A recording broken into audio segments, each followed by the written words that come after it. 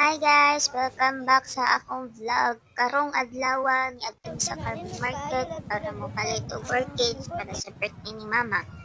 Isugo ko ni ate nga magpagbuhat og dako nga orchids bouquet. Og syempre, akong gipili kay ang mga favorite colors ni Mama. Yung violet o purple. Special kayo si ate kung magpa-retire. Manilabot puti ha. Oh, di ba? Kita niyo nila guys. Lagi mo karon si ate. Every year ko niya magpabuhat eh. Guys, dili jud ko niya magpabuhat og orchids.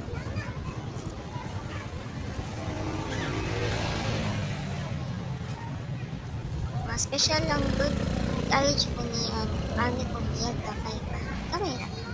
Ang sipot siya. Dapat ko pa. So, samtang nangumpra mi guys, kalit lang mi giadto ng pusok nga ulan. Nagdali-dali mi og dagat pero di gyud kinaya maotong misilo mi sa Skywalk Bridge. Basang-basa gyud mi tanan guys. Except si Yael kay priority gyud na mo nga dili siya mabasa. Pag-undang sa ulan, diretsyo sa dayon mi sa sementeryo para ihatag ang orchids kang mama. Nag-offer mi og simple nga pag-ampo sa iyang birthday bisan pa man nga dili kaayo mi kanhanas mohampo. At least nakaampo mi para niya. Happy birthday, Lola. Lola.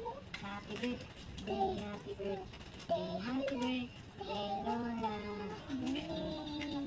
Happy Father's Day.